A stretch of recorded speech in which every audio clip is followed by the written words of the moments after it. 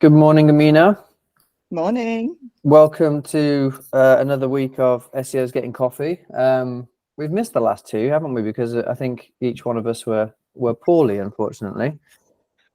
Yeah, it hasn't been a great couple of weeks. I think everybody is coming down with something. So yeah, as is usually the case for this time of year. But I do have a nice cup of coffee here. I'm not sure if you have your cup of coffee, actually. I do. Oh, of course you do. My llamas again.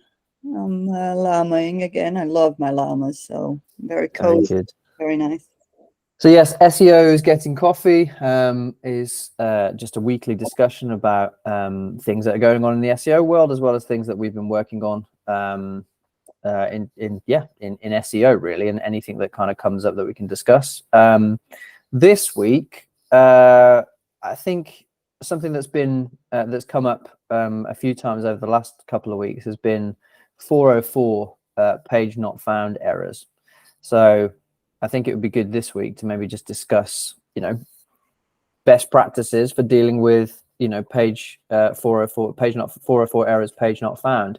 It comes from the context of, so I was doing some general kind of SEO geeking out, and I was just looking and just, obviously what you tend to do is obviously look at how big sites and doing research on like big sites. So I was looking at big brands and how they, kind of set up their sites, or just basically doing research, right? That you can put it that way, geeking out pretty much. I somehow ended up on landrover.co.uk, and I was checking their backlink profile and discovered that they have around 5,500 broken backlinks due to sending that traffic to 404 pages. So I was like, wow, that's an incredible amount of broken pages. So I put together a post, basically showing people how and demonstrating how I found that with like a really simple kind of technique on using SEMrush. And yeah, I put together a LinkedIn post about it, which people engaged with, and quite equally of kind of like, wow, it's it's a lot to have. But I think it leads nicely onto, well, obviously a discussion around, well, if you're the size of Land Rover, do you even care about having that many broken backlinks? Because you don't really need to worry too much, I guess. But when you're a brand that big, or do you? Is it actually from the side that actually they should care about it and they should be looking after it? But I think mainly today it would be good to discuss and go through some what are the best practices for 404 pages, and just go from there, really. What do you think? Yeah, I mean, I saw the post and the write-up, and I was shocked and I wasn't shocked, because as you say, this is a massive corporation, and I would, considering the size, I'm not surprised that they have loads of 404s. But when you're talking about whether they should care or not, I guess it depends on whether, what kind of links are they getting, and people should read the article and have a look. Yeah, absolutely. Yeah. But in general, I mean, why should they? 404s are fine. They're fine. It's fine to have 404s. It's a code. It's natural. It's natural. It's natural. The problem is when you have 404s, when there's a 404 to a very important page, so page that is getting traffic or is business critical, or where there's a 404 page that you have a backlink from somewhere, and it's a very trusted and relevant source for your business, and all of a sudden the link is broken, so you're not getting anything out of it. You don't, your link profile isn't benefiting, and your users are not benefiting, first of all. Yeah. No, I think that's a really important point, and I think that's one of the kind of myths, I guess, is to kind of, it's okay to have 404 pages. That's the truth. It is okay to have 404 pages on your site, because it means that you've got a site that exists. It's something that will happen eventually, and it's something that every site will experience. The difference is like you say, is that it's when that when that page is valuable, and if it's basically if it's getting traffic, or if it's having traffic directed to it.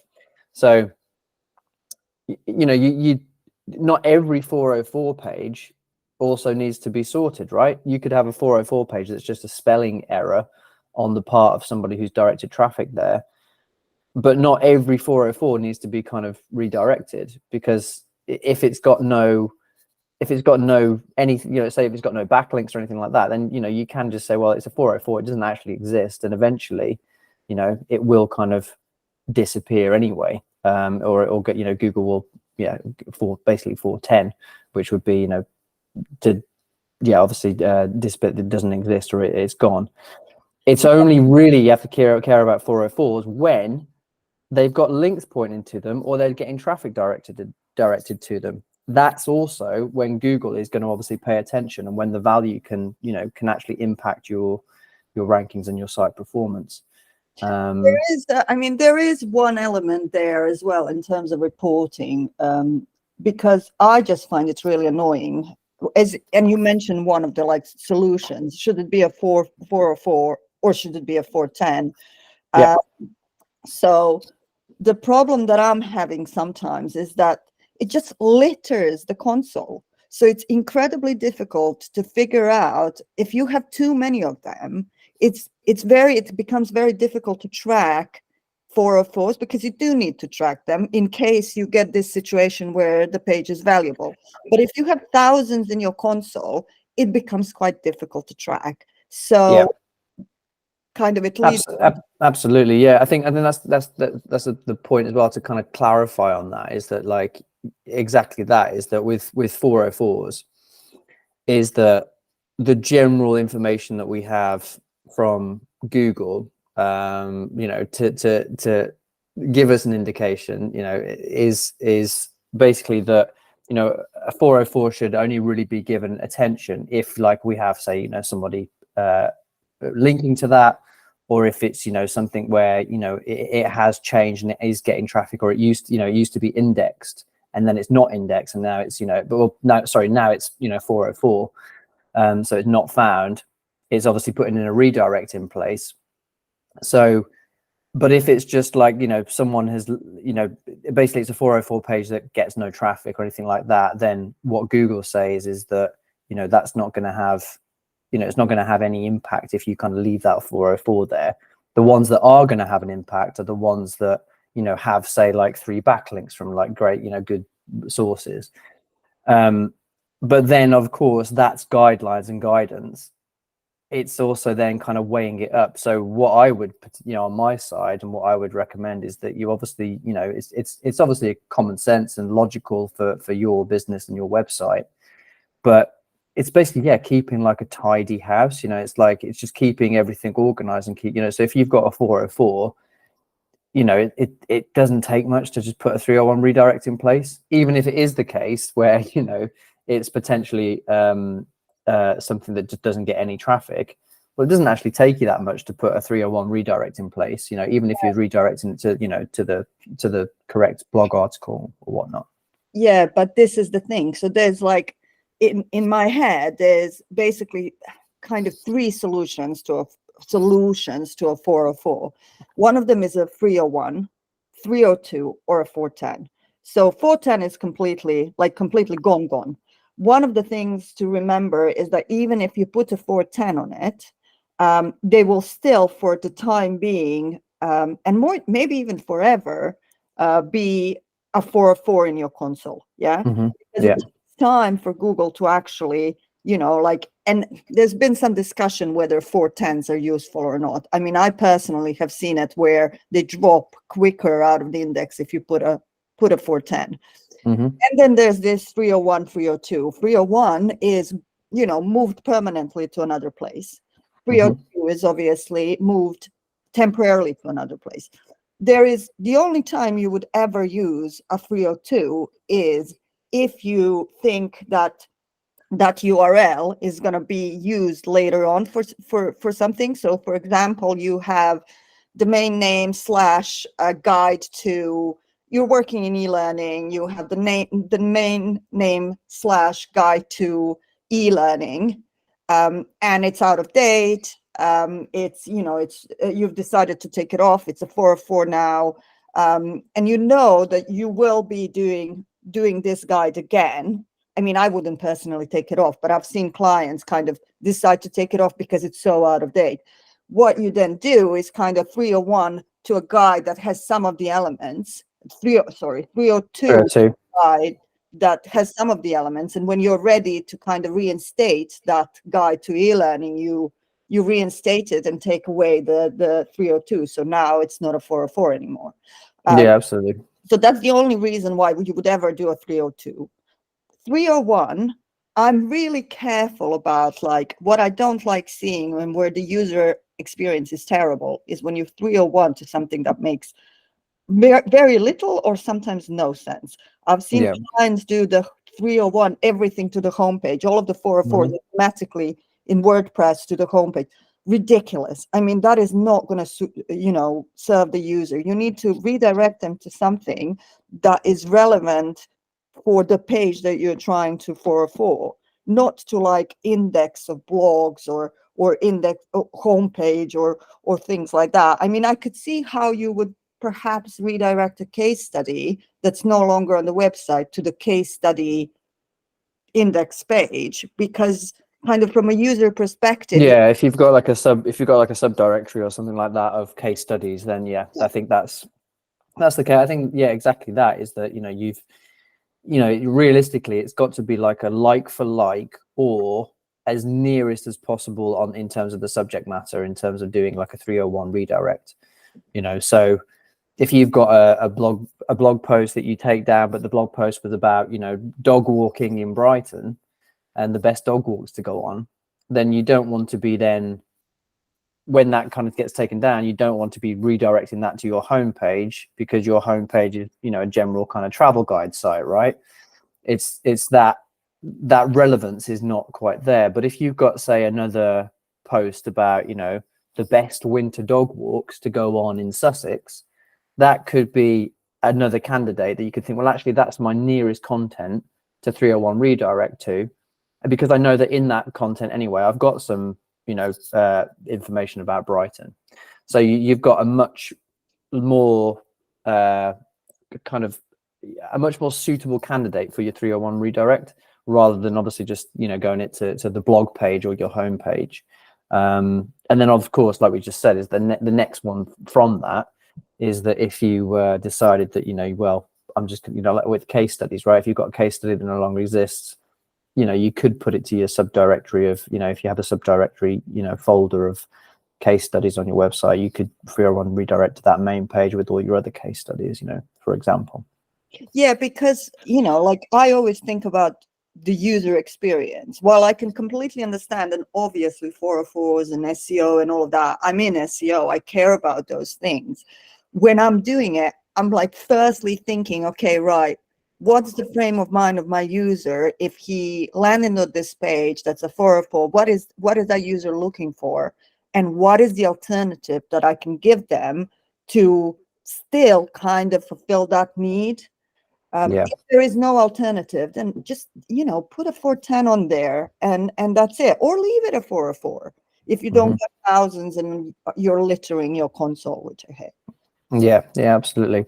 But I would say, way more important if you're in, Land Rover situation where you've got, links from, say, The Guardian and The Sun and Wikipedia, RAC, and then also loads of relevant car blogs going to these pages and linking to these pages. If they're landing on a 404, that link value is not, that backlink, that link juice isn't being passed along to their website because it's landing on a 404 page.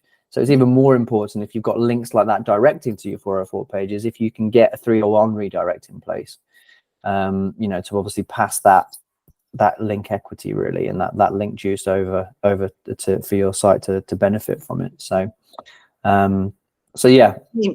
Let's be clear here, link juice, it's link juice because it's not really, there's no such thing really as link juice, but it's this kind of building authority. It's like this whole thing about building authority, and it's also, it is about the user. I mean, it really is about the user as well, particularly if these links are still clicked on. And as you say, they're relevant for your audience. Do you really want your audience to be going to a 404 and having a terrible user experience? Exactly. Yeah, I think that's the key point. I think these days is that yes, we can think about, you know, link juice in the old sense of like, you know, it's just this, you know, kind of more understandable term that we can use for like, you know, creating, you know, basically getting past any kind of sort of authority from, you know, people linking to your website.